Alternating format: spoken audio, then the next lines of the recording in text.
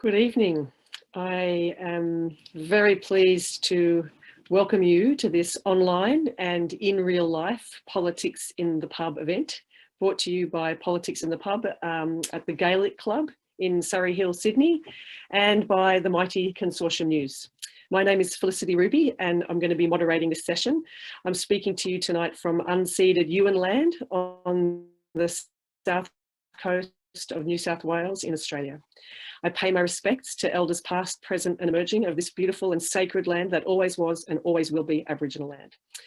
Before I introduce our speakers who will address the case of Julian Assange, a clear case of Western political repression, the subject of our panel, I'm going to make a few introductory remarks and then I'll introduce and invite my panelists to speak to you tonight. First thing I wanted to mention is a new book that was released in December called A Secret Australia. It's a book that I co-edited with Peter Chrono. This book explores what we've learned about Australia thanks to WikiLeaks. Because Julian is Australian, some of our book focuses on what his situation says about this case of Western political repression, what it says about the state of our democracy and independence and foreign relations. And while that's a pretty sad tale, quite a lot of it, many Australians are very proud that WikiLeaks was born in Australia and that this bold combination of journalism and technology was pioneered here and has brought so much innovation, such as the anonymous digital Dropbox, which is now routine and in many journalistic outlets around the world. WikiLeaks has also shown us the benefits of much more routine global collaborative partnerships between publishers to make the most of big releases. WikiLeaks has really shown the way on so many things. I commend this book to Australians, and I suggest also that this model might work well in other countries. Gathering activists, lawyers, journalists and academics to explore what we've learned about Germany and France and Iraq and Afghanistan thanks to WikiLeaks could also produce equally rich volumes. The second point I want to make tonight is that we're right now at one of the most hopeful points in the campaign to free Julian that I've witnessed in the last 10 years of working on this. A most hostile and poisonous court in the UK refused the US extradition request. Yes, in a judgment that is terrible and quite dangerous in very many ways that I'm sure panelists will discuss. Still, there is a judgment against extradition. The court has received the US grounds for appeal and will receive Julian's defence team's response on the 29th of March. So here we have a window of opportunity that we must seize to convince the new Attorney General in the United States, Merrick Garland, to finally close this shameful chapter. And the third point I want to make is that there's a larger support base than ever. People who have been quiet or downright hostile are seeing sense in greater numbers. Political leaders are saying enough is enough. More unions around the world, supported by Julian's union here in Australia, the MEAA, are organising. More journalists from a broad spectrum of outlets are saying that this cannot proceed without terrible consequences for their profession. More and more human rights activists and lawyers and the general public agree that this journalist and technologist, this Australian, should not be in a cage in Belmarsh Supermax prison in London for publishing. And if you consider the concerted waves of disinformation and psyops from very large, well-resourced intelligence agencies and their contractors and collaborators, their mischief makers and provocateurs, this is more of an achievement than we might give ourselves credit for. Also because people are very tired after 10 years of campaigning. And the final point I want to make is about this fatigue.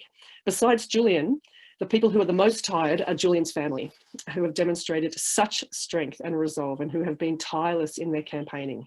We've all been informed and guided these last 10 years by the enduring courage of Christine Assange, Julian's mother, and the clarity of her distilled facts and reminders to please be factual, polite and encouraging in your advocacy for her son. Right now, John Shipton, Julian's father, is doing a tour of towns from Melbourne to Sydney and then to Canberra.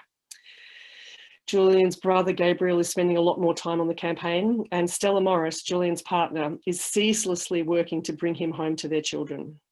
we would be well served to be supporting them as much as we can, and also to be inspired by them to act now and to seize this moment with both hands, to have ideas and to implement them, however small and however ambitious. So they are the end of my closing remark, my opening remarks. I'm now very pleased to introduce members of the panel. Our first speaker tonight will be Scott Ludlam. He's a former Australian senator for the Australian Greens, and he served in the Senate from 2008 to 2017, and he was deputy leader of the Australian Greens from 2015 to 2017.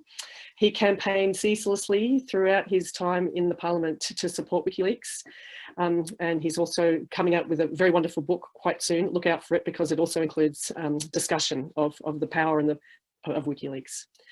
We will then hear from some of the mighty doctors for Assange, Professor Thomas Schulze and Bill Hogan, who have worked to advocate for awareness of Julian's health. And they will discuss why the judgment that found against extradition on health grounds was right. The next speaker will be Joe Lauria, who's with Consortium News, and he'll give an eyewitness account of the case. Consortium News monitored like a very difficult case given COVID restrictions and terrible technology. Consortium News was among a handful of outlets that covered the case very, very well. And he has quite a lot of insight into the Espionage Act. And will be a very interesting speaker tonight. We'll also hear from Nigel Parry, who will provide an insider story of the unredacted cables by the first journalist to decrypt them. Parry's investigation with media partners is fascinating. He co-founded the Electronic Intifada and has been working in other areas, and he will speak on the impact of Julian's work. And then we'll have some free discussion among the panelists, and after that some Q&A from our YouTube audience, but also from the In Real Life Politics in the Pub in Sydney. So I'd now like to hand it over to Scott Ludlam, our first speaker for tonight.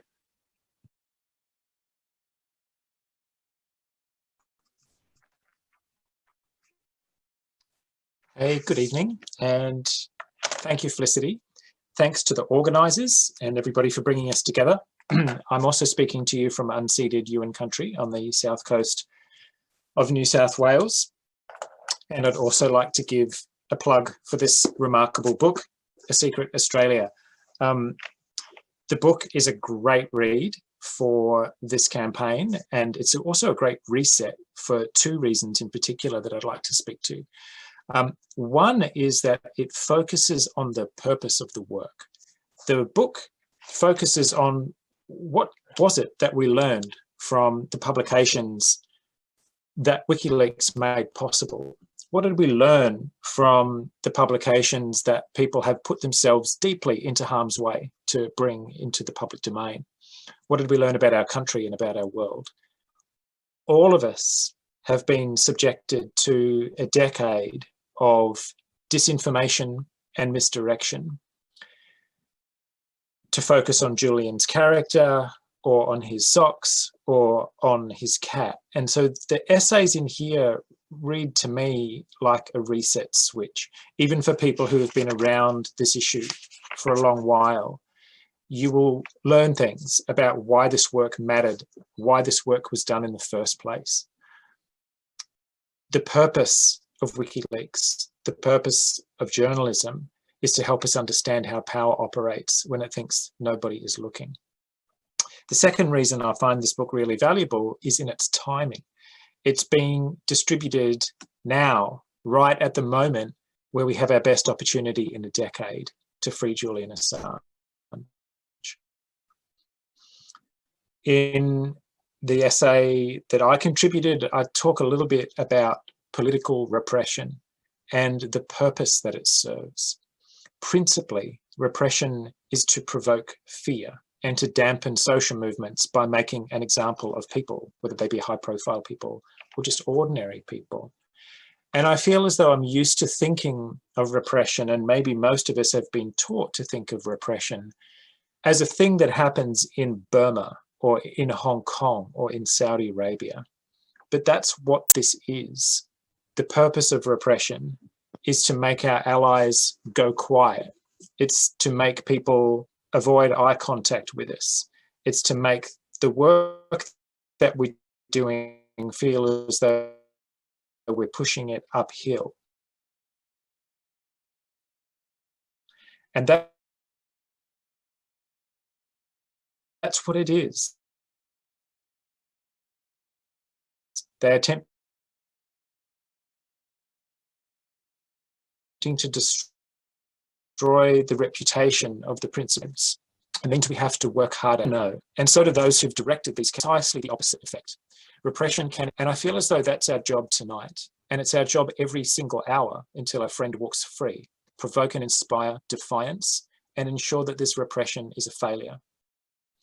When Joe Biden was last in the White House, the administration had made a judgment, quite a carefully reasoned one, that it couldn't prosecute Julian and the rest of the WikiLeaks team without running headfirst into the First Amendment and every single media partner that WikiLeaks had worked with during the course of its publications. Trump and Pompeo reversed that decision. Trump and Pompeo are gone.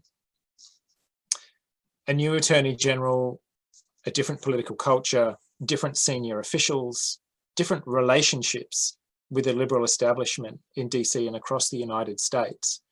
It is time for us to reach out now as Australians, as people with the unique ability to say that Julian is from here, is that he's one of us. It's time for us to reach out so that the first item on the incoming Attorney General's desk, and the easiest for him to resolve, is to free Julian Assange and end this assault on journalism once and for all.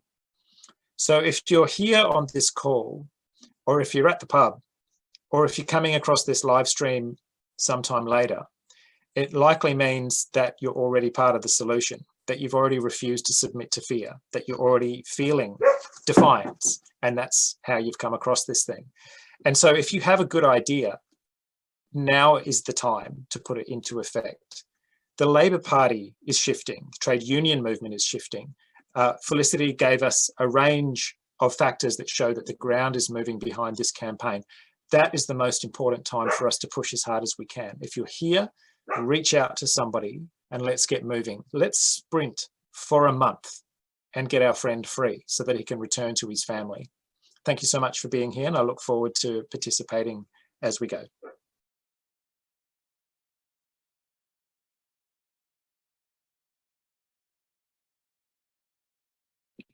Great. Thank you, Scott. I was reminded that in between hearing from Scott and our Doctors for Assange, we're going to be hearing a clip from John Kiriakou, who is a former CIA employee who went to jail for revealing torture, not for undertaking it. So please, let's switch to the video now. Thanks, Kathy.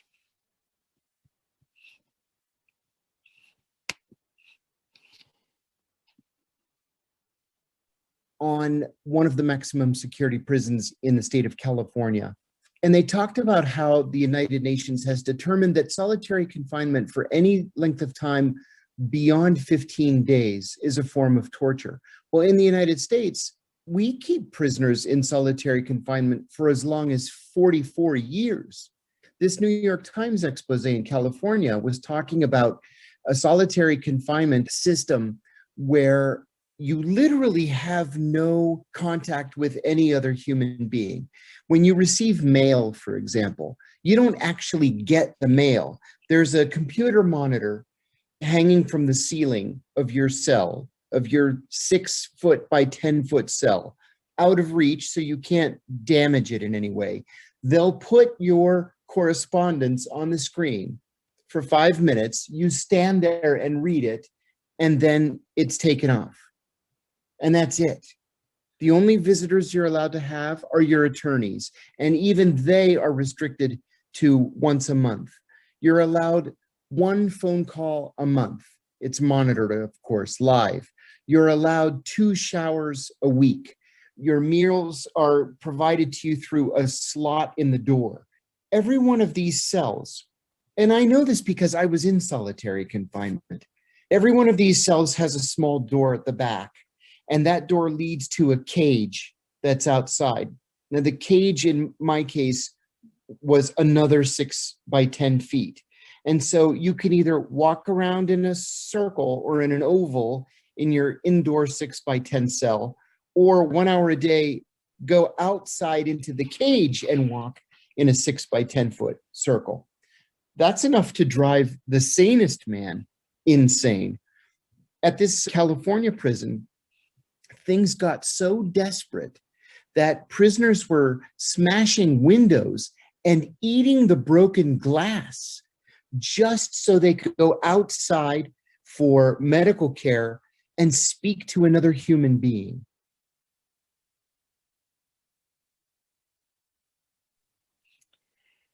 Well, that's a pretty harrowing way to introduce the content that our doctors, Bill Hogan and Thomas Schulze, will address in our next speakers.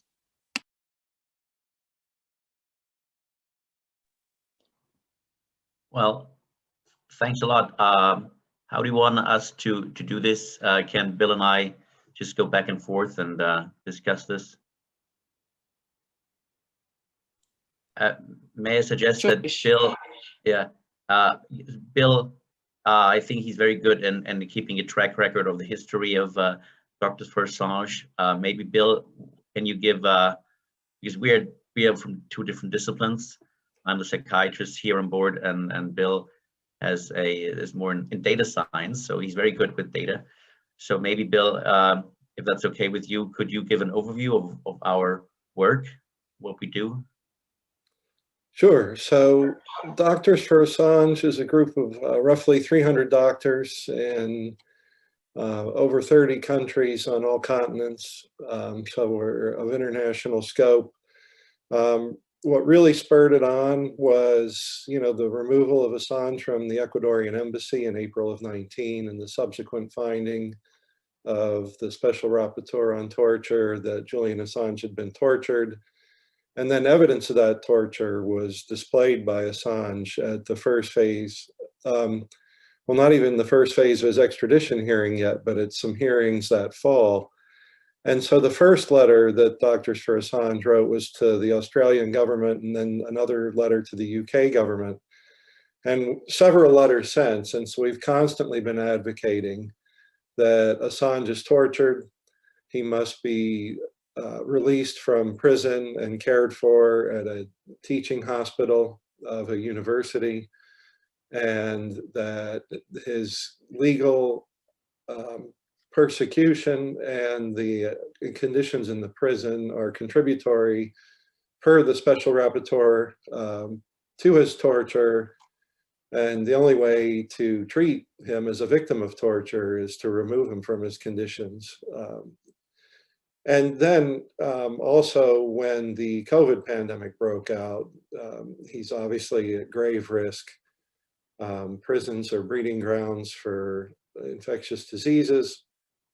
And, he should have been released on bail at minimum last March. And we wrote a response to that decision condemning it. And so that's been sort of the main message of Doctors for Assange in a brief history. We have 2 Lancet letters, the leading medical journal in the UK and probably the world.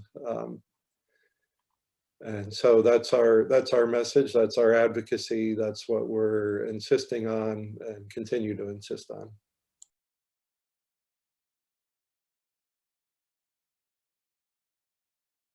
Thanks. May I continue a bit? So my name is Thomas Schulze. I'm a professor of psychiatry at the University of Munich in Germany and upstate in Syracuse, upstate New York. And I came on board last year, middle of last year, I had been following the case more as a private citizen, I think, as many of us, like many of us. But of course, as a doctor, I have a different angle from which I look at a case like this. And of course, I then learned about the work of doctors for Assange, and I realized, oh, this is great, and I definitely have to support them. So that's how I came on board. And through the work, I learned more about this case. I learned about, you know, everything that had been going on in these 10 years. And what was really an amazing or an eye-opener was the report by Niels Melzer, the UN Special Rapporteur on Torture. And, you know, he's a well-respected figure in this field. And he himself said, look, I didn't want to go into that. I thought Assange was kind of a strange and weirdo, and, you know, and maybe it was right that he was, you know, in prison or so. But then when he went through all these documents, he realized something is wrong here. And I'm not talking about any legal aspects. I'm not a legal scholar. I'm a doctor like Bill, and we look at that from, you know, we never really take an oath, but people think of that we take an oath. But there is an internal oath that, of course, we have, that is helping people and decrying things, horrible things, when they are happening all over the world. And in this case, we clearly see that there is torture, and the torture was reported. People say, well, how do you know? Well, we have the evidence from a respected person in this field, Niels Melzer, and he examined Julian with 2 experts who I personally know. I'm also on the executive board of the World Psychiatric Association. We have a section on the impact of torture, and the then chair of that section, the Catalan psychiatrist Pau Perez Sales, was one of the 2 who interviewed, who examined Julian Assange. So I know him. He's a very respected scholar in the field. And the other Dr. Nuno Vieira, I know him well. Also, he is also very well known in this field. He looks more at the bodily harm. So we have evidence, independent evidence, that there was torture. There is evidence of torture. There's psychological damage visible. And as doctors, we have to decry this. And this is going on. And what we are saying is, get him out. He needs to be treated. And it has been going on. I mean, 10 years of confinement within the embassy, which was not voluntary because he had to, you know, it's like an asylum seeker. He had to flee from prosecution. So, and the way he was treated there, there's sort of a medical neglect and surveillance and so forth that contributed to torture. And now the issue is, will he, in case he's extradited to these prison conditions that he might likely be under, is there a high risk of committing suicide? And sure there is. I mean, I went through the court document, and I think, you know, all these psychiatrists from both from the prosecution side and the defense, I think they agree there is a mental health issue. The question is how you interpret that. But I think there's more overwhelming evidence that these conditions that he would expect there would definitely cause, would pose a grave risk of suicide. Yeah, and certainly Assange is no stranger to special administrative measures and how torture detainees, or how terror detainees in Guantanamo are treated in the history of the United States. And given his publications, he's fully aware of the wretched conditions. And the fact that the judge in the extradition hearing, who was otherwise barreling down the tracks to agreeing with everything the prosecution said, held up and made a decision not to extradite based on mental health grounds, speaks not only to Assange's mental state, but just the absolutely reprehensible and horrible conditions in US prisons. As an American, you know, the typical American, I think I used to be fairly typical, you know, you're sort of aware of the international condemnation and shock that we still have a death penalty and that we imprison so much of our population. But didn't fully come to appreciate just how bad it was until I read about special administrative measures as described by John Kiriakou and others. And so the one thing that the judge couldn't fathom was sending him to the United States because of its horrible, horrible prison regime. So that was an eye-opener, but also his mental state really is that bad. He's, as Thomas so eloquently pointed out, this torture is a fact. It's a fact established by medical and legal experts. The two medical experts that accompanied Niels Meltzer examined Assange independently and then talked about their conclusions. So they both independently arrived at the same conclusion that day. The fact that Meltzer was even there was because an American physician, Dr. Sandra Crosby, was concerned about torture. She's also an expert in this area in assessing victims of torture. And so anybody who wants to try and dismiss it as, well, it's just bad, nobody likes prison. No, this is much worse than that. This is an actual medically established fact of torture that has not been disputed. No one else who has done a medical assessment of Assange has come to a different conclusion or disputed the diagnosis. There is actually an international diagnostic code for victims of torture. So this is, medically established fact. And also in the extradition hearing, we learned new things about his mental health. We learned he has a form of autism called Asperger's syndrome.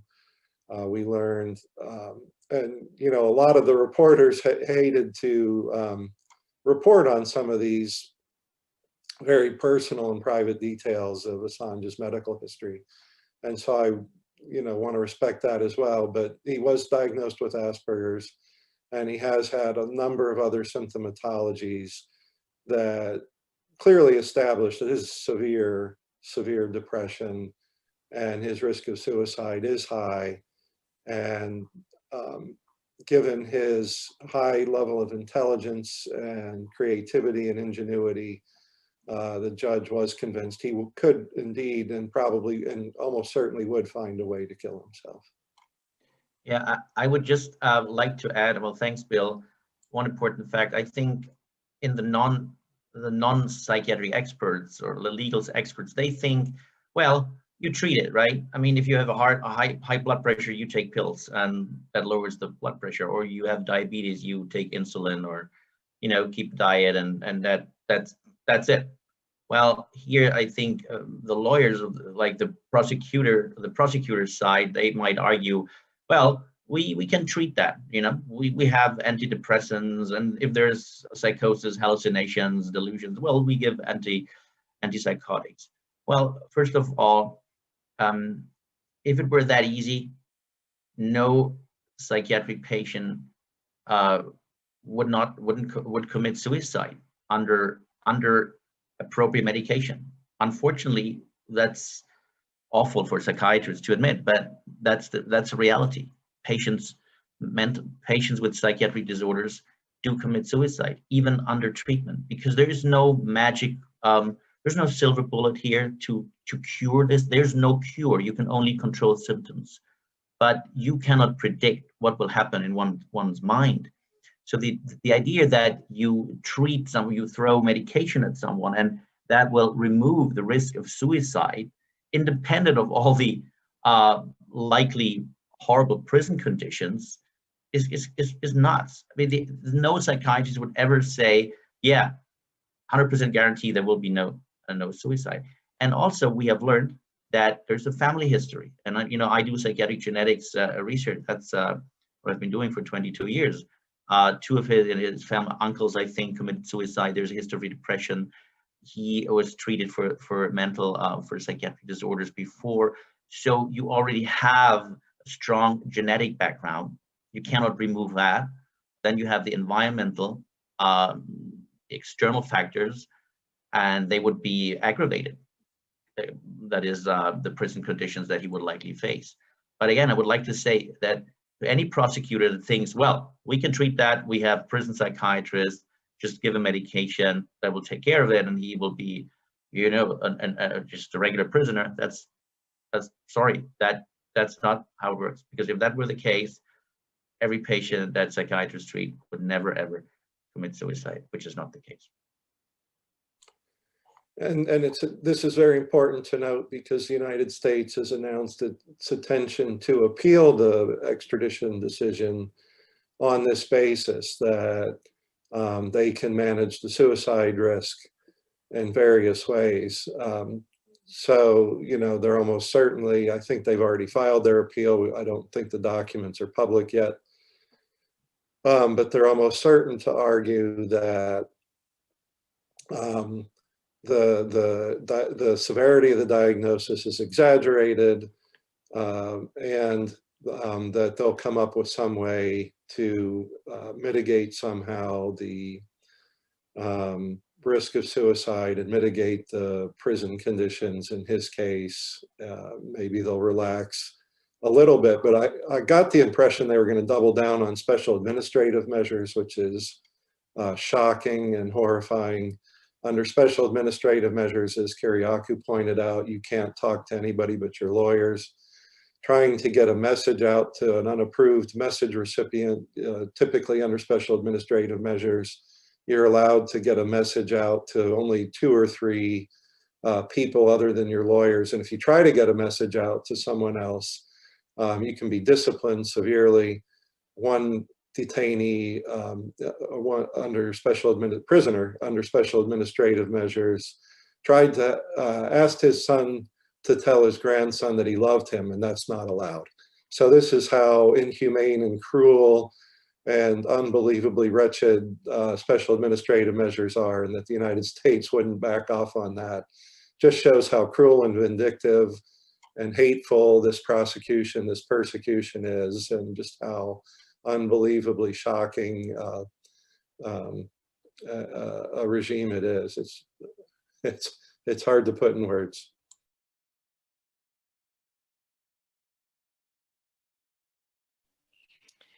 Thank you so much for those interventions and for the advocacy by doctors for Assange. Your, you know, the work that you do and the expert opinions that you've been giving with your white coats on just has a disproportionate impact, given the respect held for the medical profession, but also the standards of evidence that you are echoing.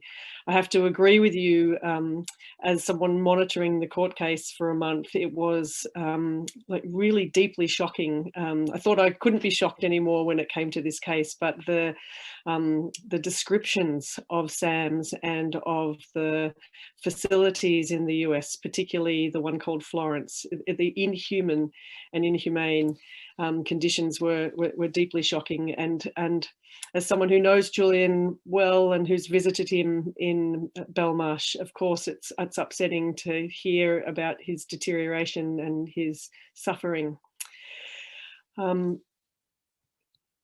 He is a strong person, but only the very strongest kind of people can withstand such a long suffering that he's endured. Okay, so now we'll turn to Joe Lauria from Consortium News, who similarly experienced that court case and has been a strong supporter of Julian for a long time. Thanks, Joe, for telling us what it was like to cover this case, and also some of your insights into the Official Secrets and Espionage Acts. Well, thank you, Flick, very much for that. Thank you to Politics in the Pub for organizing this. And also to the doctors. Their input now is more important than ever since the appeal hinges on the medical issue. So we're really grateful for the work that they do.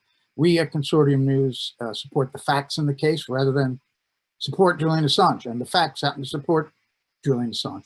So and that's unfortunately not been the case for the mainstream media, which did not cover the case very much at all. We did every day enter the courtroom.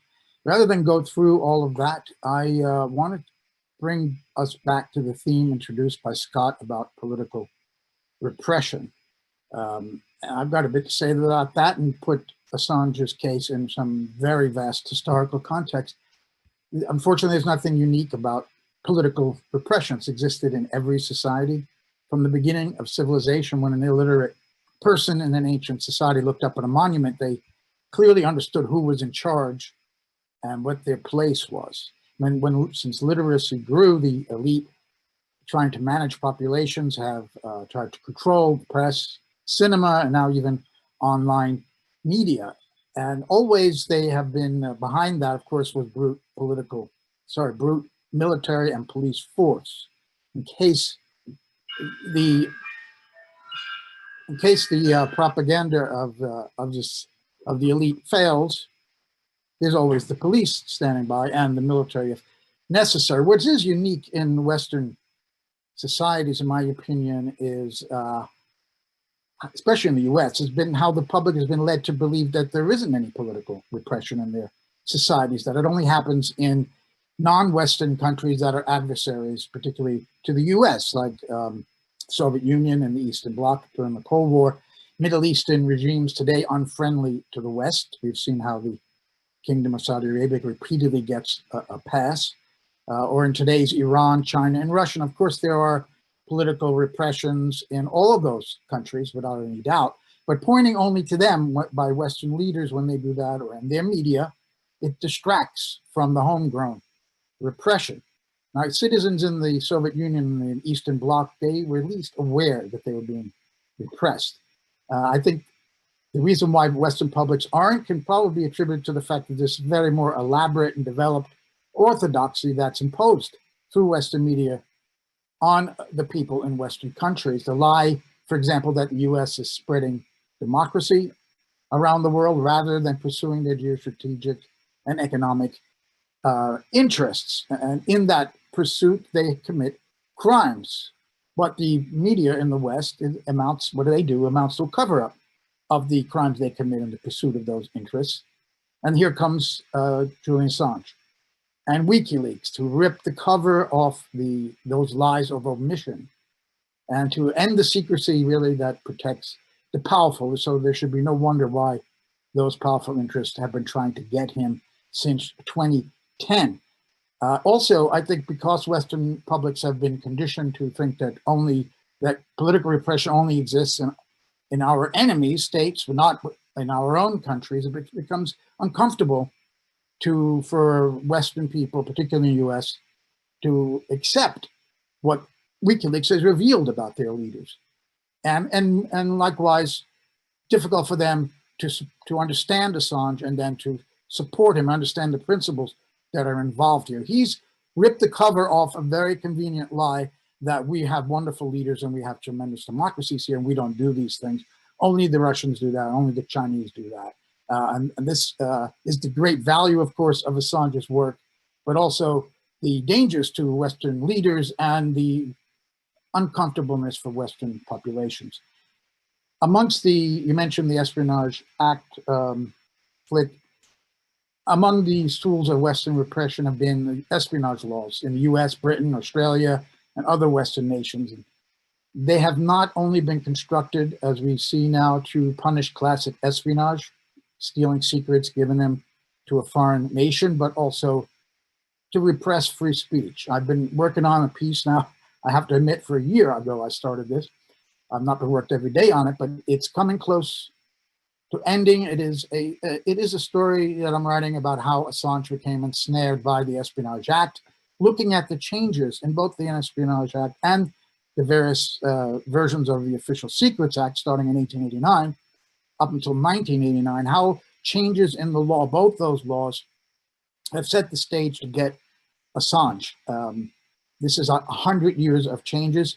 It's a comparative history in many ways of these two acts, and it's quite hard going because of the legal language, the purposely obscure and vague nature of these laws. But it's important because obviously in an extradition case, there needs to be dual criminality so that what Assange is being accused of doing in the US has to also be illegal in the UK.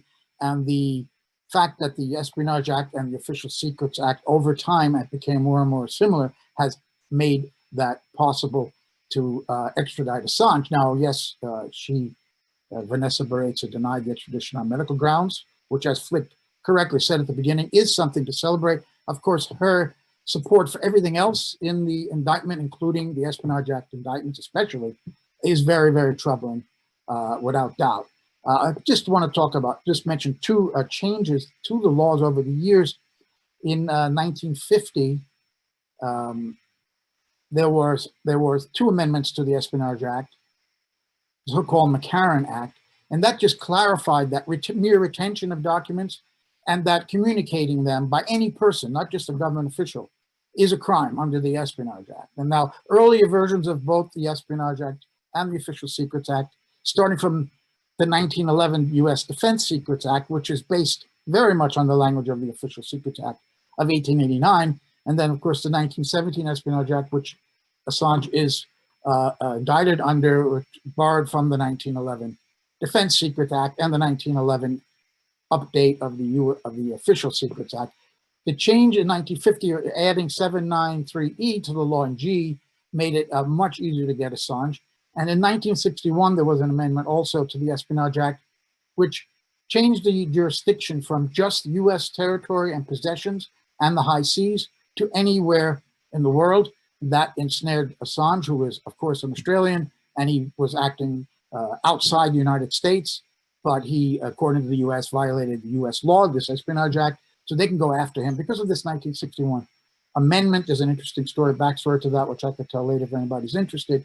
So here's where we are. But Barreza, very much had to rely on these repressive espionage laws and how they're the same. Fortunately for Assange's case, the medical situation that he had that we just heard about is so dire, and the conditions of American prisons are even more dire, that to combine the two, Assange in that kind of a system, even a British magistrate could not, in any kind of good conscience, allow that extradition to go forward. It could have been a way out for the Brits to wash their hands of this affair, but in any case, she did not allow the extradition, and we have to hope that those who support the facts of this case, that the medical facts, as we just heard, will win out, and the Americans won't be able to convince the High Court in London that he is not in danger.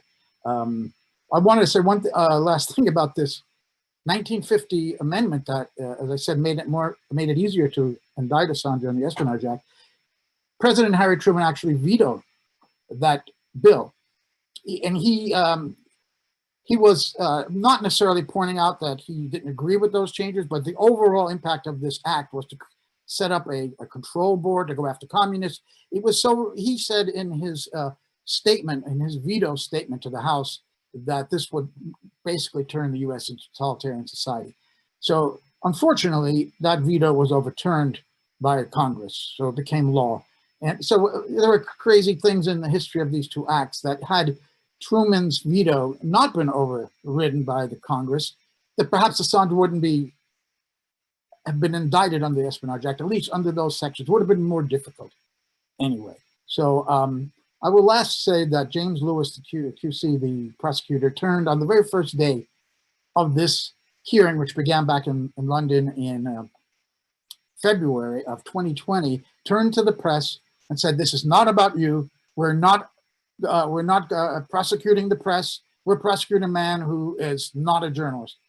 And then you go to September hearing in London, and they basically dropped that argument after so many great defense witnesses tore apart that argument and showed that, in fact, the indictment of Assange on the Espionage Act describes, in its very words, the work of a journalist, getting a source, keeping a source's identity secret, asking for more information from their sources. This is what happens routinely. So they dropped that, the US did, and basically Lewis said, yes, he is a journalist, but under 793E, as I described, under the Espionage Act, we can prosecute a journalist anyway, so tough.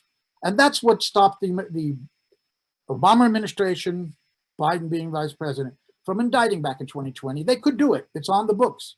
It's completely, seems to be unconstitutional, butting up against the First Amendment. This has to be challenged at some point. Now, there are a group of so-called progressive congresspersons in the US, in the House, who have introduced an amendment to the Espionage Act that would carve out an exception for journalists. And this is directly from the Assange case. Nobody expects it to go anywhere, but at least there's an awareness that this part of the Espionage Act that does ensnare journalists has to be removed at some point, has to be challenged, has to be struck down as unconstitutional because it goes completely against the First Amendment, where government cannot make a law impinging the free press. And this is what this part of that law does. So it incriminates the work of a journalist, and Assange is the first ever to be charged under the Espionage Act for that crime. And I think this is why it's very bad what Baretz has said in her judgment. But if Assange is not extradited on the medical grounds and he goes back to do his work, it's still a victory for the free press. Thanks. Thank you, Joe. I found that fascinating, especially about Truman. Who knew? I didn't know. I'm looking forward to reading your piece when it comes out. So thanks for persevering with that. Our final speaker tonight is Nigel Parry. Nigel has written in particular about the call between WikiLeaks and the Department of Justice, and some freedom of information has become available just in the last week about that, I understand. Anyway, welcome, Nigel. Thanks for being with us tonight. Thanks so much, Flick. I appreciate it. My name is Nigel Parry, and I came into this story a kind of circuitous way. I was working in the Palestinian West Bank at Birzeit University during the second half of the 90s. And it was very frustrating to live there and read the international media coverage, because what was reduced from AP would do 200 words that would say something like, Palestinians and Israelis clashed on the outskirts of Ramallah, and 2 Palestinians were injured and 1 died. And you'd spent 4 hours out there watching something unfold in front of you that was, you know, the reality of it was the kids who were throwing stones at the soldiers were way too far away to actually hit anyone. And the soldiers would, you know, use live ammunition and shoot people and then give each other a high five. I mean, it was that brutal. And it was mostly not covered because international journalists lived in the Israeli-controlled areas, West Jerusalem, Tel Aviv. Of the 700 journalists that were registered at the time with the Israeli government, I think I was the only one living in the Palestinian West Bank. You know, so that gives you an idea of what, you know, how just basic perception happens. And in September 1996, the clashes broke out between Israel and Palestine. For the first time, an armed Palestinian sort of force was there, the Palestinian Authority. And Netanyahu, who was also prime minister then, had opened a tunnel under the Al-Aqsa Mosque, kind of alongside and underneath it, and the clashes broke out. And on the first day, 263 Palestinians were injured in Ramallah and 5 killed. And I think 13 Israelis were injured that day too, and maybe some were killed. It was hard to see because we weren't on that end of the front lines. You know, you can only speak to what you saw. And the walls of the hospital in Ramallah were covered in blood, and there was just no time to clean it because there was just this endless flow. I mean, you talk about how COVID can overwhelm a hospital. War certainly overwhelms hospitals. And so being an eyewitness to this, you really just wanted to do something about it. And we'd learned to use the internet kind of in 95. And this is sort of September 96. And we'd launched Birzeit's website. So we just whacked up an independent media website, what in those days was called an alt news website. And I think that was the first one from a war zone.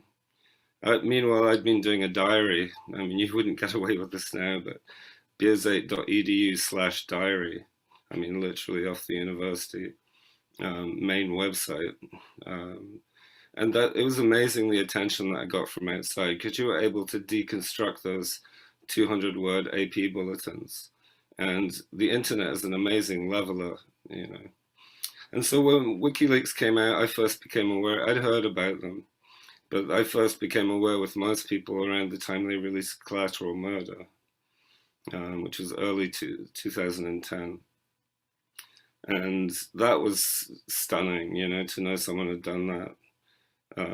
For me, my instinct was, well, this is someone who's doing something a lot like we did. I mean, we felt we had no power. We certainly didn't own a CNN or a BBC or a New York Times, but we had the internet, and we leveraged that asymmetrical communication tool in the same way that WikiLeaks was basically doing it.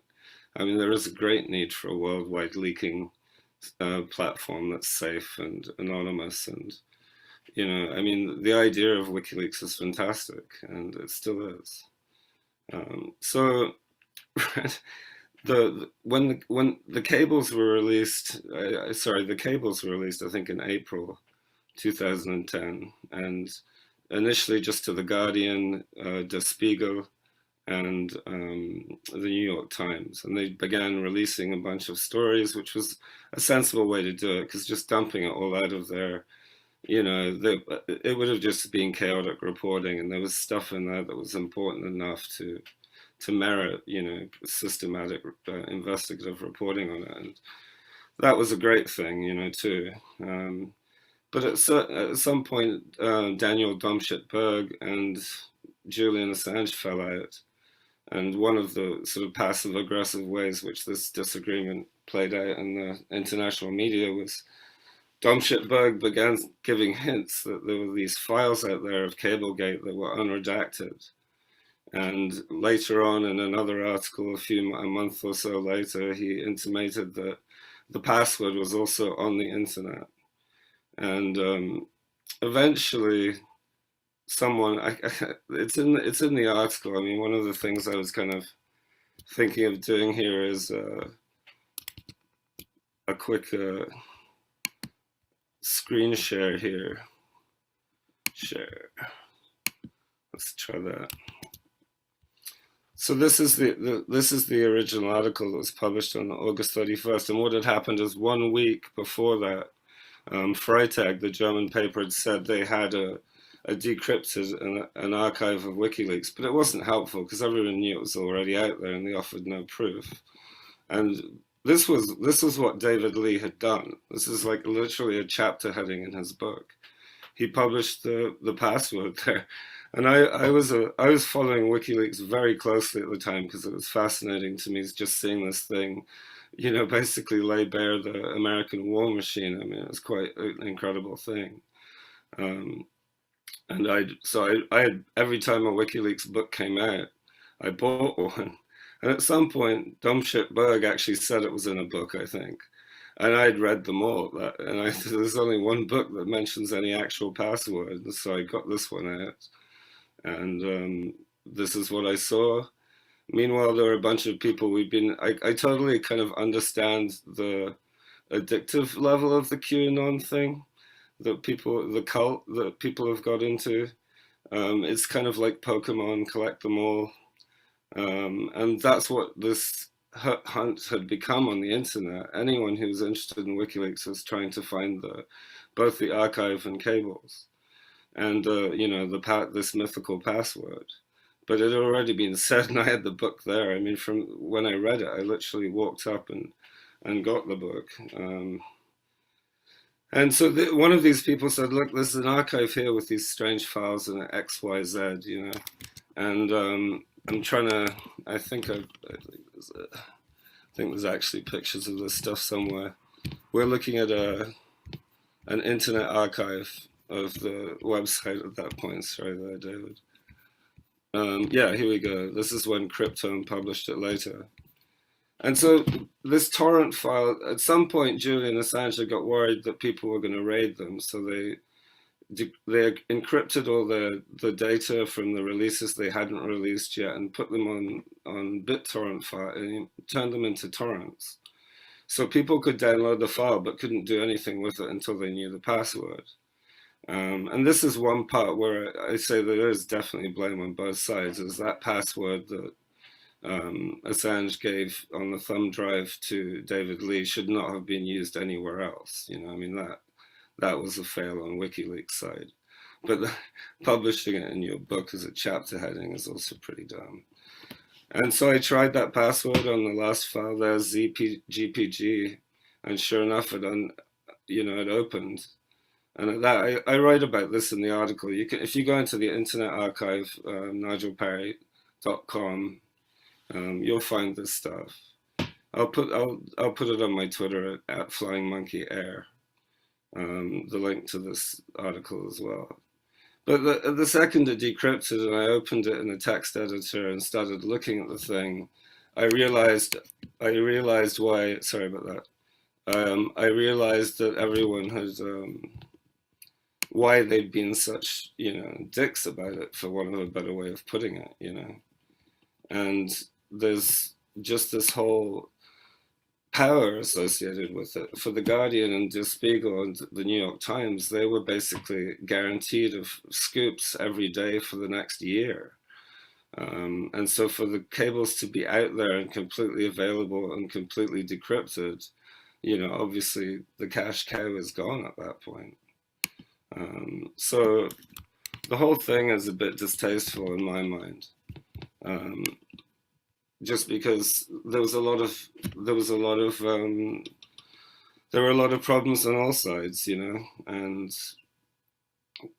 this didn't need to happen. It was a very basic computer security fail. Now, what they've done with Assange and the fact that even Biden's administration is still going after him is beyond me. I mean, this was part of an era which everyone, even in the Democratic sort of party from which Biden is, sent, straight at bang in the middle of, realizes that the Iran and Iraq wars were bad things. So, don't punish the messenger.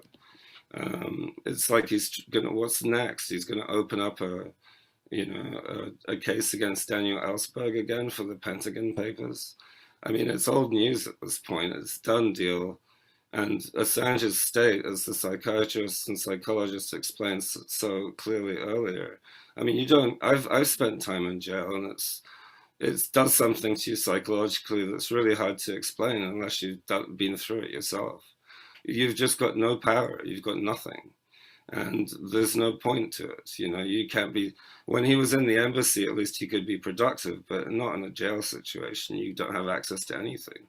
You're lucky if you get phone calls. And for something which is your rights, as a legal visit, I mean, that's going to be a 4-hour, 5-hour round trip for you, or you get strip searched first and after. I mean, those kind of, that just does your head in, for want of a better way to put it. So I'm very concerned for Julian, and if they're going to go after him, I mean, are the New York Times, Der Spiegel, and the Guardian going to be added to the sort of the defendants list? Because there's levels where they would definitely, where they're trying to get Julian on is whether he solicited the leaks. And it's like, well, he put up a website called WikiLeaks and invited people to send him them. Anything he said to any individual after is merely an extension, and that's no different from what journalists have been doing for years. So there's really no case there. And Biden really needs to take advantage of being able to dump one more thing, that just shouldn't have lasted as long as it has. And I think the real key for activists in the US would just be to make that point to Biden that it's enough's enough. It's gone on too long, and what was it Trump said, the cure is worse than the completely wrong metaphor, Well, in this case, the cure is definitely worse than whatever disease Biden thought. And if he's going to call Julian Assange a high-tech terrorist, then he needs to look at the editors of The Guardian and the New York Times and Der Spiegel, because they publish the same information. And, it's like Bradley Manning has paid a hard price for it at the time, and now Chelsea. And she's like, she paid the price for this. It was Julian Assange didn't sign any contracts with the US Army. And, Chelsea paid a hard price and continues to. So enough's enough. We just need to press the wrap up button on this, because if it goes through to the final conclusion and there is actually some extradition and there is some court case against Assange, the legal implications in America are awful.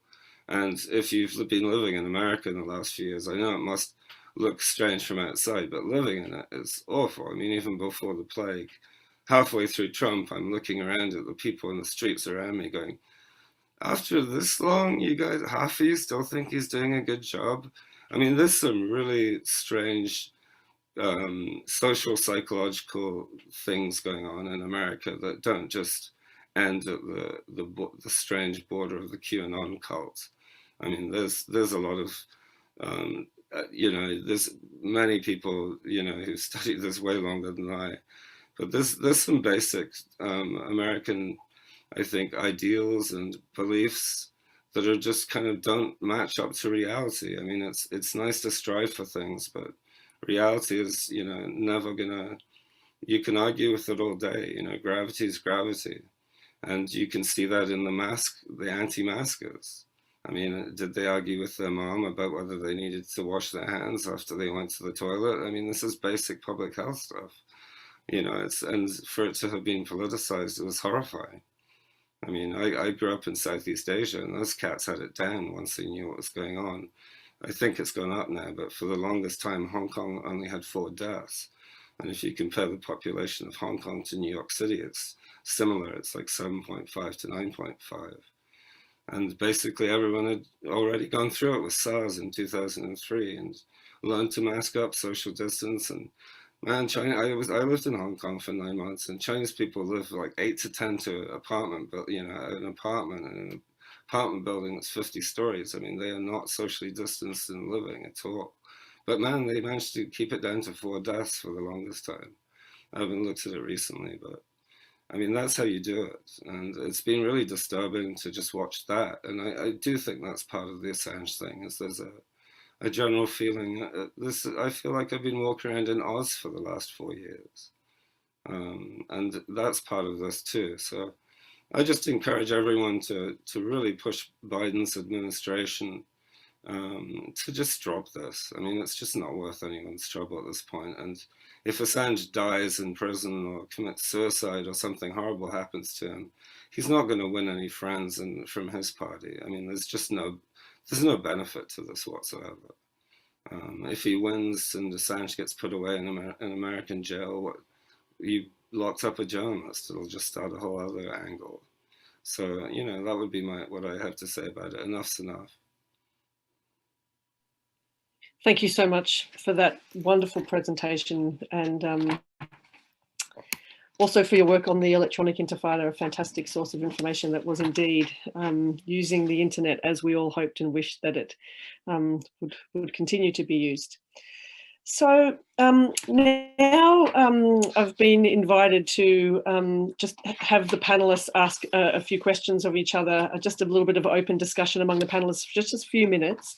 But there has been some questions posed in the YouTube chat channel, which I'd like to farm out as well. So one question that I have for our doctors is, you mentioned that your recommendation is that Julian be treated in a hospital when he is free, when we see him walk free, which I'm determined that we will, and in not too long a time. Can you talk a little bit more about why you would recommend a hospital? I have kind of fantasies of him being in nature in Australia and healed by some time in the bush, some time at the beach. How long do you think he would need to be in a hospital for? That's one question. Another one is, have you experienced much pushback from your colleagues for doing something that would seem to be a little bit political, as well as about proffering your medical assessment?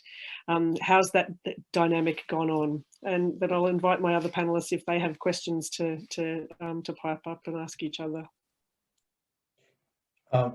Yeah, well, thanks. Well, it was fascinating to listen to all the speakers before. That you know, we are the medical guys here. We are not really the legal expert, but it was great to hear about all these things. So, from a psychiatrist's perspective, a treatment of a mental health condition like the likes of what Julian is experiencing needs not only medication in a box, right? The box being the jail cell. He needs to be in an environment that is stimulating. I mean, psychiatric therapy does not consist only of medication. It's psychotherapy, it's additional therapies, it is a different environment. You need to get him this environment. This is the oppressive environment. I mean, the strip search, being caged, being shackled. I mean, again, he's not accused of any crime in the UK. He's there on remand. It's an extradition hearing. So this is torture, as we have decried, and because of that, he's suffering from depression, from psychotic events, psychotic experiences, and so forth. That needs to be treated. It needs to be treated in the right setting. As I said, and diabetes you can treat, sort of at one level, like the biological level, but mental health. That's why a psychiatric hospital nowadays is no longer just an asylum where people are shackled, right? But that's what we have. A prison. I mean, there's prison psychiatry, and I think they're doing a good job. But in this special case, with these special administrative measures, that is detrimental to his mental health. That needs to be changed. That's why he needs to be treated in a different environment. Yeah, I would say, we're not saying he needs to be institutionalized. But acutely, for a brief period of time, he needs to be evaluated. When we say he's sick, he's really sick, and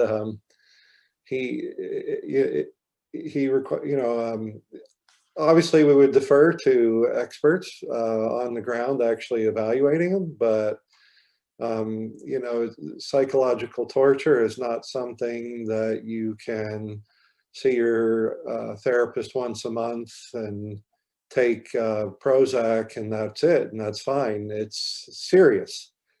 And so, yeah, he needs, almost certainly needs, given the severity of what we've seen and the reports, although, you have to be careful, diagnosing and treating by proxy. But, it's almost certain that he needs some inpatient evaluation and stabilization. And yeah, I want to see him, on the beach in Australia myself. Don't get us wrong. That's the goal. That's what we all want to see. That's what we're all fighting for. That's what we're all advocating for. But, as an initial measure, as an assessment and stabilization, and honestly, to save his life, it's almost certainly, it's hard to imagine it's not necessary. I just would like to add to your, you asked us also about how our field considers our work, or, I think, very often doctors are trying to be very non-political, but again, we are actually not saying this is political. This is a medical issue here, but of course there's a political dimension to it. It's about human rights, and I think you have many doctors who are active in human rights issues. More people are joining us, but I think there could be a little more, because this is also, and this is now not the medical doctor speaking, this is the citizen of Germany, but also the permanent resident of the United States. I love these are great countries, and they have helped spread democracy, and I just feel we need to keep it that way, and that's why we need to speak up. And I invite even more doctors to join our cause. I mean, there are many causes where doctors can be involved, like see the Uyghur genocide happening and so forth. So I think we need to speak out when human lives are endangered, and I think doctors will agree. And if I could add my perspective on it too, this wasn't easy. This is the most politically active I've been in my life. This is, 50 plus years old, the first time I'm stepping out like this, seeing the absolute persecution and abusive process and dispensation with, due process and rights, and just how aggressive and just the white hot hatred that the intelligence community has for Assange. Yeah, it's scary. And but it has to be done. This is not right. This is an outrage. They're wrong. And, you know, the Convention Against Torture, under which, you know, the Special Rapporteur has his mandate, it has its roots in the atrocities and horrors of World War II, and we can't allow ourselves to become what we fought in World War II. And I fear the more I look into it, the more I worry about that. So my colleagues almost don't notice, sadly. I do try to talk to them about it, but they're either disinterested or they're similarly afraid to step out. Mm-hmm. Okay, thank you. I've got a couple of questions that have come in here actually from the YouTube channel. I might just plant a few of them. One question is for you, Nigel. What do you think the US is so afraid of if Julian is released? There's also a question here for Scott. Calling our representatives, what do you recommend saying exactly? What other things can we do? Scott, I'll let you think about that while I turn to Nigel to answer the question, what is the US so afraid of if Julian is released? I'm not sure there's really anything for the US to be afraid of at this point. I mean, all the damage has been done. And what's happening now is the ongoing damage to America at this point is their relentless persecution of him. You know, I think that's the issue here. I don't think there's anything for them to be afraid of. I think what's happened is at the time they reacted strongly, as if that would change things. And back in the day, I was covering all of this stuff just on my personal website, the WikiLeaks kind of phenomenon, and also what was going on with Anonymous and LulzSec. And there was huge crossovers with that. And watching, like, there was one weekend where I think 500 police department websites were hacked. And, you know, regardless of the criminality of it, you have to just acknowledge that, wow, computer security is really bad and those guys should have it together. I mean, that's law enforcement, right? So I felt there was just a general revelation of what was going on with the internet. Of course, later when Snowden turned up with, you know, how much we're all being spied on, which is really hard to grasp. I come back to it. I go back to the Oliver Stone film with the actor Joseph Levitt, was it, you know, the guy from Third Rock, because just the dramatization of it within 90 minutes is it's hard to grasp the extent of these things. So when you see people like WikiLeaks kicking against the goads, that's a big deal for a lot of people around the world. I mean, I'm from I live in the Twin Cities in Minneapolis, St. Paul, and I'm in St. Paul. And when the George Floyd stuff popped off and that became international, I mean, people were protesting in Australia. You know, people were protesting in every city around the US, Canada, Europe. It was, you know, people were protesting in India. I mean, there's something universal about what's been going on over the last several years. And I think the US government just got into it. And once you're committed to doing that, you know, and everyone's had other bigger fish to fry during the Trump regime.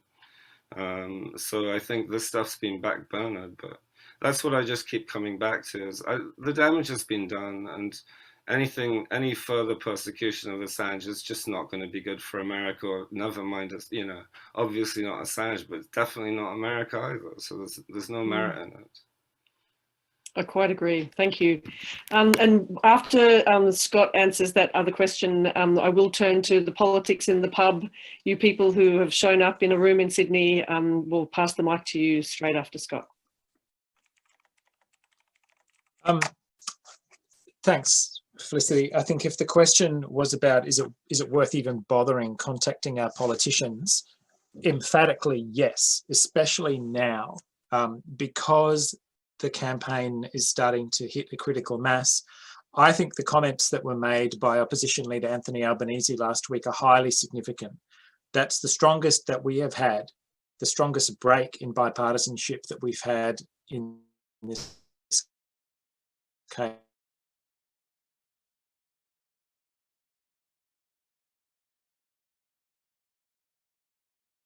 case in a decade. That makes it safer for other Labor members to speak out that haven't had before. Parliament doesn't matter whether they are government, opposition, or crossbencher. It's very quick to write to your politician and make sure that they understand that there is concern out there. So there are those formal avenues for participation, but we shouldn't ever constrain ourselves to that. There have been groups in the around the country that have done very highly visible and provocative actions. They've been doing that for years. Hang a banner, put a placard, do graffiti, make this visible, make it impossible to ignore, and don't ever think that you're alone, because you're not. There's huge support out there for getting Julian free. I know it's a bit cheeky, but I wonder whether it's okay to pop a question to Joe while we've got you on the line. Joe, you've been following these issues for years. You know a lot of the individuals that have been moving into the incoming administration. What would be your message to Australians? We don't get to vote in US elections. What would be your message to Australians? What kind of pressure are they likely to be interested in hearing from a loyal, I would argue vastly too loyal, ally? From our perspective, what do you think is going to make the most difference now? Well, the Australians should vote in American elections. Basically, the 53rd state, I'm not sure, 51st might be Britain, 52nd Israel. The fact is, Australia needs to have an independent foreign policy and something in between, having good relations with China and the US, for example. They don't need to jump whenever the US says they need to. And this is the heart of the issue for me. About the Australian political class, that they don't have the guts to defend the country's interests. And they, particularly in relations with China, we've seen the economic interests of Australia being hurt because the United States put pressure on them. Now, the Americans play a very dirty game, and they have enormous leverage. But one of them is just to not give intelligence to the Fifth Eye out here. And I think there has to be sacrifices made maybe by the ruling circles of Australia, if they want to do what's good for the Australian people. And what's good for the Australian people is to support Julian Assange and not give lip service, as we just saw the other day in Parliament. Maurice Payne, the foreign minister, was questioned by an MP, and just platitudes about consular services for Assange in Australia. This had to be a major point that Australia needs to make with the United States, to back off, that in general, this is the wrong thing to do. This is not becoming of a Western society. If we want to continue to say we're democracies, we're going to have to take a hit here. He exposed things, even about Australia, as your book, Scott and Felicity, Secret Australia has exposed, but mostly about the US. And as Nigel just said, the damage was done, although I disagreed, because if Assange goes back to work, I think he very well could expose more things. That would be the idea. So they want to stop him and make an example of him for others who might have similar ideas, like doing real journalism. So Australians, I don't have any hope that this party in particular that's in power, the Liberal Party, would in any way step forward and support Assange and stand up to the US. But if there ever were an issue that Australia needs to stand up to the US about, it is the Assange case, because it's a universal principle. It goes beyond economic short-term interests, and but I don't have much hope for that.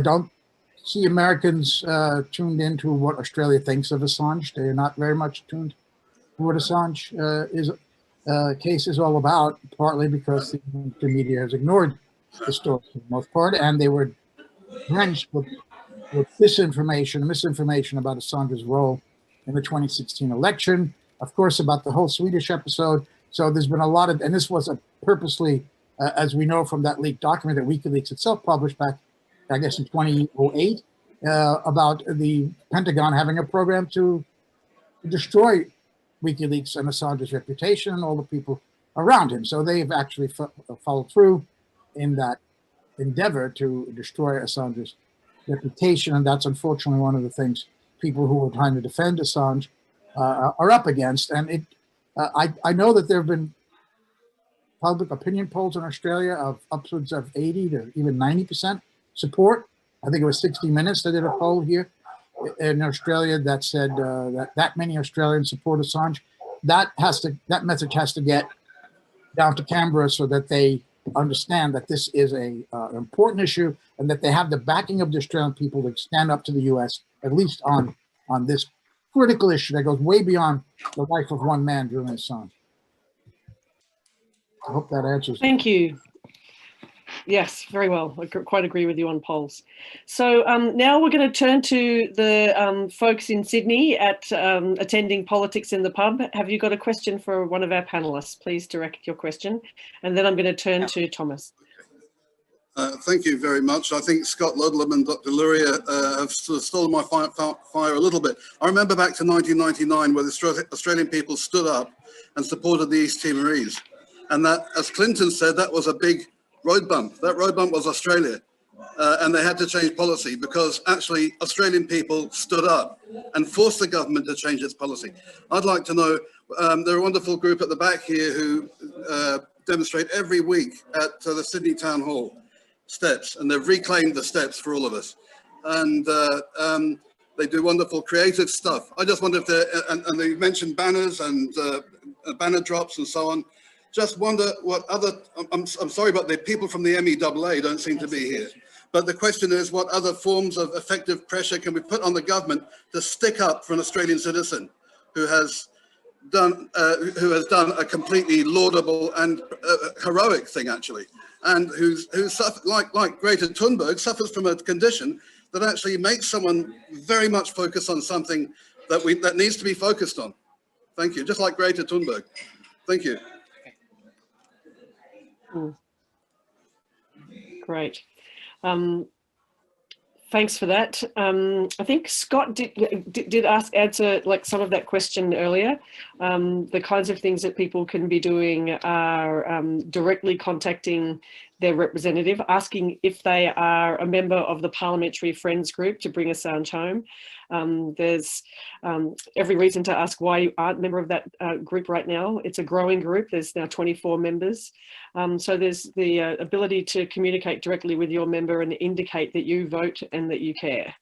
There's also opportunities to use social media to share content, to correct misinformation on social media. It's a pretty hard task, that, but if you can chip in and cheerfully and politely engage with people, that makes a big difference. All kinds of organisations exist that you can plug into, doing public work. Wearing a T-shirt, I find, and walking around an airport defiantly is, something that everyone can do. Support and be curious and use WikiLeaks and share information that you find on there. There's a variety of public, private, social media and in the streets ways to support. You can also give money to the various support groups that are around, and directly to the legal team via Stella Morris's GoFundMes. Scott, would you like to add to that before I turn to Thomas? Yeah, just one thing that's occurred, that if you find yourself with the enormous good fortune of being in a pub, surrounded by allies, surrounded by like-minded people, make sure you don't leave without introducing yourself to somebody that you don't know, and sharing ideas. Share your ideas, listen to others' ideas. You're surrounded by the people that we're going to need this next little while. It's just, we need to build a greater social movement, starting with what we have, which is a lot. So some of us are stuck on Zoom calls. You're all out there drinking beer, surrounded by allies. So please don't waste the moment.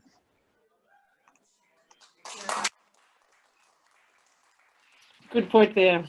And you dear people in Sydney, do join on Friday evenings at the Sydney Town Hall, the wonderful people for Assange, a wonderful group of people.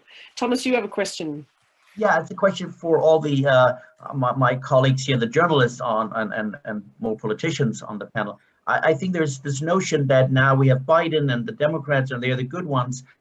Well, obviously they continue, but I would like to point out that there are many Republicans, also very diehard ones like Trump supporters. I would think of more the libertarian ones, Ron Paul, then Thomas Massey, kind of a nerd. if you will, but they are the ones that staunchly, based on the principles of free speech, actually advocate for that. And on the other hand, like the Andrew Young, who was a presidential candidate from the Democrat side, he's now running for mayor of New York, I think.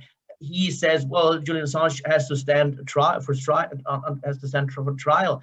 So it seems to me that it's not like a clear-cut thing, Democrats, Republicans. And I think if you believe in freedom of speech, you will find many on the Republican side. So what's your take on that? Where do we see bipartisanship here, and is there more growing?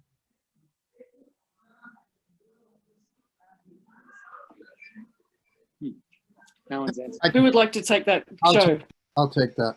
I think you're right when you talk about libertarians, that they, while they, in my view, have some horrific ideas about domestic policy, they're pretty good on foreign policy and on civil rights issues, such as freedom of speech. So I think they're speaking from the point of view of principle. There are other Republicans who mistakenly, like Democrats, and that's why many Democrats oppose Assange, believe that Assange stole the 2016 election and gave it to Hillary Clinton, which is absolute, of course, nonsense, because the emails that were released by WikiLeaks that came from the Democratic National Committee, we know now that Sean Henry, the head of CrowdStrike, has testified behind closed doors that they had no evidence it was even a hack, and there was no collusion or conspiracy, according to a 2-year, $32 million investigation by Robert Mueller. All the way debunked that. Also, the night before the U.S. election, November 2nd, the Mueller released a redacted document, but it showed that they could not go after the Russian agents. But the fact is, those emails are true, and that's all that matters. It doesn't even matter who the source was. WikiLeaks set up a Dropbox, an anonymous Dropbox. That's now been copied by major media around the world: The Guardian, The Wall Street Journal, CNN, The New York Times. Therefore, theoretically, the Russians could put something in CNN's box, and it could be turned out to be accurate and newsworthy, and CNN would publish a story and not know that it was the Russians who gave it to them. So it doesn't matter if the story is true. It doesn't matter who the source is. This is a completely irrelevant argument, but it was raised to a national crisis that Russia had interfered and tried to steal the election, et cetera, and Julian Assange was central to that, and he was an agent of the Russians, etc. We know that story now. Many people on the Democratic side still believe that, and they don't like Assange for that.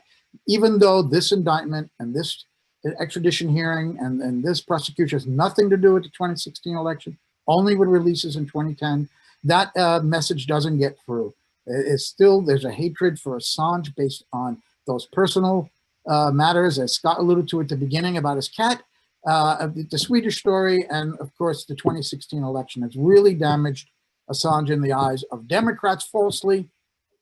It was Hillary Clinton's documents that showed there was corruption in the DNC. They tried to steal the primary election from Bernie Sanders. It's all there, and it's the doing, her speeches to Goldman Sachs and the big banks. That's their doing. That the journalist reveals that they're not the criminal here. They're not the ones who did anything wrong. They've done their job.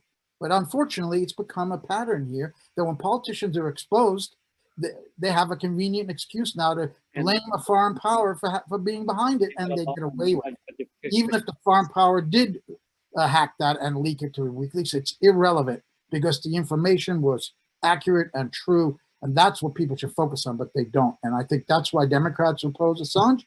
And a lot of Republicans also believe that nonsense story may support Assange too, thinking that he did help Trump win. Why did Trump say, I love WikiLeaks? Because he thought it helped him win.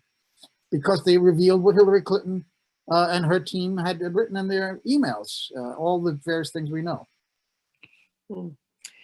Okay. Is there a question there from the pub?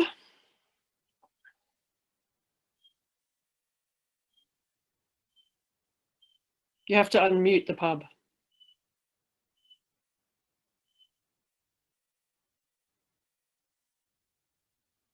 Okay. So the pub, okay. Mm-hmm. So I'm going to ask a few questions and I'll let you guys think about them before you respond. Firstly, if Assange won What is there to stop more trumped-up charges to be raised to carry on more court cases against Assange? Secondly, what is the final court that ceases to draw out this joke? So, for example, if the magistrate said Assange cannot go to the US, would that be the end of the case? Or is there always going to be the chance where some new court will be raised and say, no, but we've got oversight and it's going to be drawn out forever? Next thing is, what flashback or ramifications are there, negative ramifications are there for the legal system for allowing this to become a bit of a debacle rather than sort of letting it go and saying this is enough and move on? And lastly, from the talk tonight, from all the speakers, I have a query in terms of when is it that the law seems to be enforced or is valid, and when does politics and playing games with issues seems to sort of override reality? When, as in, when are we dealing with things that are purely political and, if you like, social issues?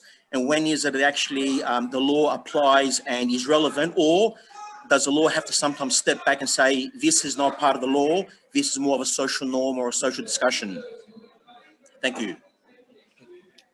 Thank you for those questions. Quite a lot of them are pertaining to legal issues, and there are actually no lawyers on this panel tonight, unfortunately, because I would like to be able to be authoritative when I say that if the US drops the charges, if the new Attorney General indeed says, I've got really bigger fish to fry and I've inherited a bit of a mess here in the US, and so I might let this one go, that would stop the charges free to both leave the UK and maybe even return home. It's impossible. It's a Nostradamus question as to whether there'll be other charges from another government or indeed other charges from the US. It's impossible to say for sure what the future holds, but those charges being dropped would allow Julian to be free. Right now, he is safe in the United Kingdom because the United Kingdom has ruled that extradition should not happen. But if Julian, for example, came home, then Australia might say extradition can happen. That's why it's important that those charges are dropped by the US, in the US, and then they cease to be active. As to your questions about when the law applies and when politics applies, well, there's principles and then there's reality, and I can't answer that question necessarily. Any other responses from panelists to any of those questions? If not, I'll turn to Nigel, who has a point to make about the UK.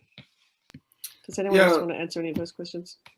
Go on. Yeah, the first time the politics and the pub peeps were asking questions, they were saying, you know, what should we do? And it occurred to me, you know, I mean, I'm Scottish, I'm from the UK, but I've been living in the States for 22 years. And I don't think it really matters where you're from in this issue. So I think I would encourage everyone from anywhere to write to those three governments, to the UK to say, I mean, remember back in the early days when he was in that country house of that guy, you know, the ally. Why can't he be restored to a state like that, at least, where he's not in immediate medical threat, you know? That seems a very basic thing to ask the UK government. Just that one thing, you know? Also drop the charges, obviously, but that one specific thing. He can be on an ankle, you know, whatever, just get him out of the jail.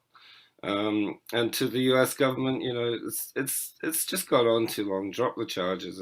It's not going to get any better for you guys from here on in. You know, and to the Australian government, you know, I think I obviously should write to both the UK and the US ones, but why not write to the Australian one as a British citizen and say, you know, I'm not that happy with what my government's doing. You know, you guys should be defending your citizens. So I'm basically encouraging everyone from anywhere to write to all three of those actors in this case and put pressure on them, because it's at this kind of point where the thing is deeply embarrassing for America. I'm actually quite surprised they appealed that under the Biden thing, but there's also a level that, are we absolutely sure that was not already, that kind of trajectory was on that already not in place from during the Trump era, you know, of choosing to appeal that. I'm not sure of the answer to that. Someone actually may know that, but yeah, I do actually have a sense. I have a sense that it would have been highly unusual for an acting Attorney General to halt a trial or a prosecution when it was so far advanced. Yeah. But in fact, that a new Attorney General is the juncture where those kinds of decisions, that kind of pivoting and change of policy can be enacted. And indeed, at any time, the new Attorney General can do so. But until March 29, when the defence arguments are being put in, we have this perfect timing to really build and mount the case. One of the emphases of this panel has been to take action. Doctors within their realm and with their expertise have been taking action and appealing to governments and providing information that we can all work on, and appealed directly to the court. Consortium News and journalists have been, like Nigel, have been investigating and explaining and decoding and analysing the material that WikiLeaks has made available to us, but also the implications for a free press. And activists and advocates such as Scott and myself have been organising and communicating and writing and coming up with terrible memes is one of my favourite things to do. So within your realm, with the resources that you have and the ideas and the networks that you have, please have ideas and do them now. Reach out to others, meet, communicate, write, think, and keep on pushing until Julian Assange is free. He's free to come home if he wishes, and he's free to continue his work. He's free to heal. And we are assured that our democratic ideals might one day be realised of a free press and of an independent judiciary and of governments that seek to be and want to be accountable and transparent in their actions on our behalves. So I want to wrap up with those words and warmly thank my fellow panelists who've come in and beamed in from all over the world, including here in Australia, to be with us. Thank you to Politics in the Pub for the work that you do to make these kinds of discussions possible. Thank you so much to the magnificent work of Consortium News. May you keep publishing and keep printing and keep broadcasting the work that you do. Thank you so much, everybody. And thank you, Politics in the Pub goers. Nice to see you there. Thank you. Thank you, Felicity. Thank you. Yes, also, yes, read this book. Okay. Good night, everybody. Hello.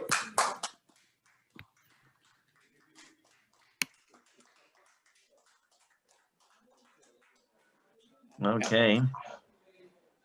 Okay, we'll go now. Switching off. Thanks, everyone. It was great. Yeah, thanks, guys. It was fantastic. Let's get rid of that Thank you. already.